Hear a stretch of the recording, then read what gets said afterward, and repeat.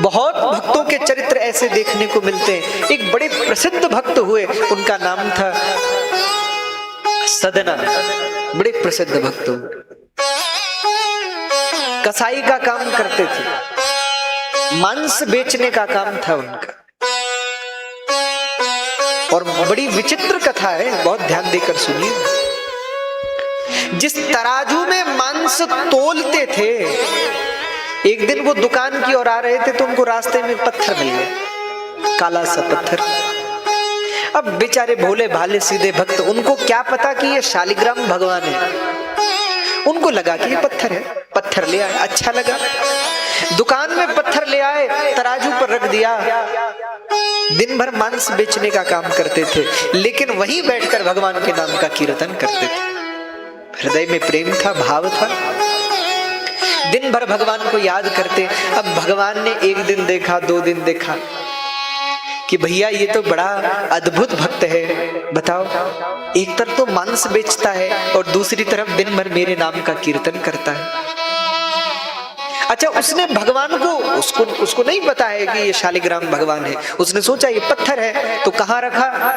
तराजू के एक पलड़े पर मांस रखता है और दूसरे पलड़े पर भगवान को रखा है मांस तोलने के लिए।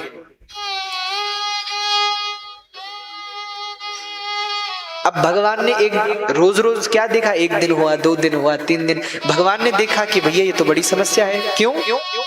अब ये दिन भर मेरे नाम में डूबा रहता है, मेरे नाम का कीर्तन करता रहता है। अब मांस ज्यादा दे देता है तो पत्नी पीटती है, नुकसान करवा दिया। और मांस कम देता है तो ग्राहक वो गालियां देते हैं कि क्यों ये अन्याय करते हो, छल करते हो, कपट करते हो। पर महाराज किसको सूझ है कि कौन तोले? उनका ध्यान तो तराजू पे है ही नहीं, उनका ध्यान तो अपने हृदय में जो विराजमान अंतर्यामी भगवान है उन पर मन लगा हुआ है। तराजू पे ध्यान जाता ही नहीं। मांस तो बेचते हैं पर किसी को ज्यादा दे देते हैं, किसी को कम दे देते हैं। जिसको ज्यादा देते हैं तो पत्नी पीटती है और कम देते हैं तो ग्राहक पीटते हैं। भगवान ने कहा कि भैया इस भक्त का तो कुछ करना होगा। भगवान ने एक अद्भुत लीला की। क्या?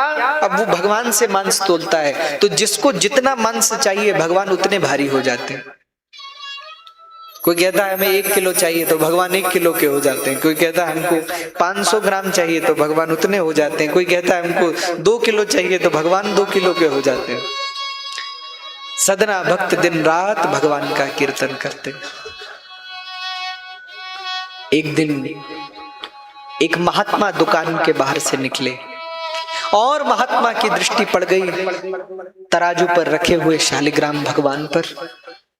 अरे क्रोध में भर गए महात्मा, भ्रकुटी टेढ़ी हो गई, आंखें लाल हो गई और क्रोध में भरकर महात्मा दुकान में नाक बंद करके आए। अरे मूर्ख,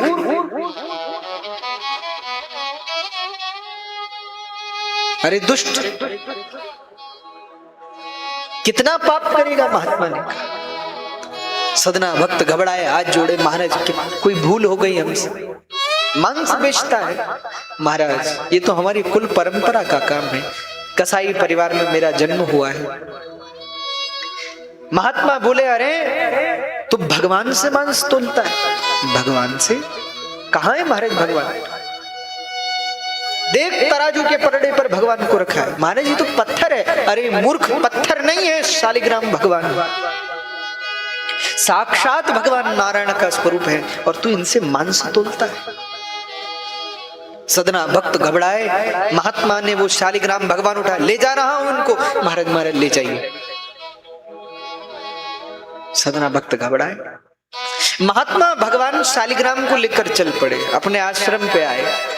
गंगा जल से भगवान को नहलाया, फिर पंचामृत से नहलाया, राजोपचार से, षोडशोपचार से इत्यादि से भगवान की पूजा की। इत्र लगाया, चंदन लगाया, तुलसी दल पथराया, भगवान को सिंहासन पर बिठाया, चांदी के आसन पर बिठाया, भगवान की खूब पूजा की। दिन बीती, सांझ ढली, रात हो गई। रात में भगवान को शयन कराया और आधी रात में भगवान महात्मा के स्वप्न में आ गए। बहुत ध्यान देकर सुनिएगा। आधी रात में भगवान महात्मा के स्वप्न में आए और महात्मा से बोले, मैं बहुत प्रसन्न हूं तुमसे। महात्मा ने कहा, होंगे ही, आप तो कसाई के तराजू पर पड़े थे। भगवान बोले, तुमसे बहुत प्रसन्न हूं, बहुत अच्छी सेवा की है आपने, मांगिए कुछ। महात्मा बोले, महाराज हमको तो कुछ नहीं चाहिए, आप हमें मिल गए और हमें क्या चाहिए। भगवान बोले, वो ठीक है, लेकिन हमसे कुछ मांग लो। क्यों? बोले, उसके बाद फिर हम कुछ मांगेंगे। महाराज हमको तो कुछ नहीं चाहिए, आप ही कहिए मैं क्या दूं आपको। तब मुस्कुराकर भगवान बोले, महात्मा जी आपने बहुत अच्छी सेवा की हमारी, लेकिन क्या प्रभु, कोई भूल हो गई? बोले, नहीं नहीं नहीं, लेकिन यह है कि कल सुबह हमें वहीं छोड़ाना जहां से ले आए थे। महात्मा ने थोड़ा बिगड़ कर भगवान से कहा कि कैसी बात करते हैं आप, वो मांस की दुकान में जाएंगे दोबारा। भगवान बोले, भैया वो जो भक्त है ना सदना, वो हमसे बहुत प्रेम करता है, हमें झूले पर झुलाता है, दिन रात हमारे नाम का कीर्तन करता है, हमें बड़ा आनंद आता है। महात्मा ने कहा कि वो झूला नहीं है, वो तराजू है, मांस तोलता है आपसे। भगवान बोले, वो जो करे हमको सब स्वीकार है, आप तो हमें छोड़ आइए वहीं। देखो भैया, भावग्राही जनार्दन, भाव का भूखा हूं मैं, भाव ही बस सार है, भाव से मुझको भजो तो भव से बेड़ा पार है। भगवान भाव के भूखे हैं, प्रेम के भूखे हैं। भगवान ने कहा, महाराज आपने हमारी पंचोपचार से, षोडशोपचार से, राजोपचार से बहुत पूजा की, हम प्रसन्न हैं, लेकिन हमको वहीं छोड़ाइए जहां से ले आए थे। क्यों? बोली, जैसी सेवा वो करता है वैसी सेवा आपकी नहीं, हमें वहीं छोड़ा।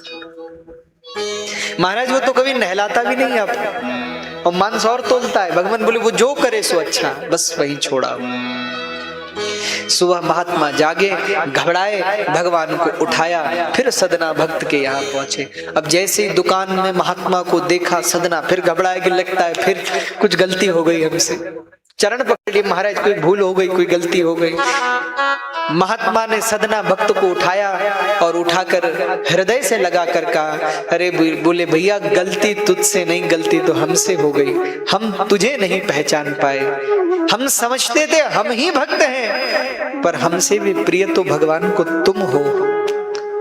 तो महाराज ये भगवान को आप यहाँ क्यों ले आए?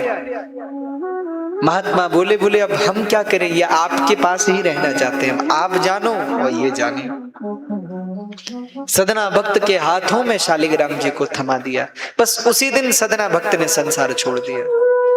फिर तो भगवान के भजन में दिन रात लग गए, सब घर परिवार छोड़ दिया और जगन्नाथ भगवान का दर्शन करने के लिए निकल गए। मेरे कहने का आशय है,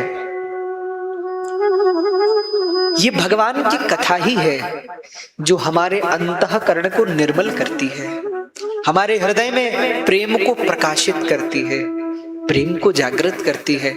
रामचरितमानस में गोस्वामी श्री तुलसीदास जी महाराज कह रहे हैं, भगवान को कौन प्रिय है, निर्मल मन जन सो मोहि पावा, मोहि कपट छल छिद्र न भावा। किंतु निर्मल मन कब होगा? मुझे लगता है मन को निर्मल करने के संसार में सबसे बड़े दो ही साधन हैं, एक भगवान का नाम और एक भगवान की कथा।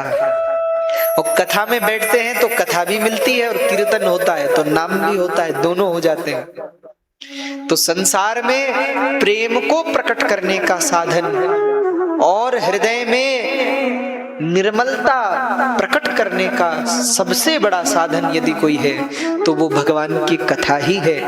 और हम सब भाग्यशाली हैं कि हम सबको भगवान की कृपा से वही कथा प्राप्त हुई है, कथा सुनने का शुभ अवसर मिला है। तो कथा की महिमा का ज्ञान होना भी बहुत आवश्यक है, महिमा का बोध होना भी अनिवार्य है। तो आज भगवान वेदव्यास श्री शिव महापुराण की महिमा का गान कर रहे हैं, जो शिव महापुराण के महात्म्य के रूप में प्रतिपादित है। आइए आप और हम शिव महापुराण के महात्म्य में प्रवेश करें। बोले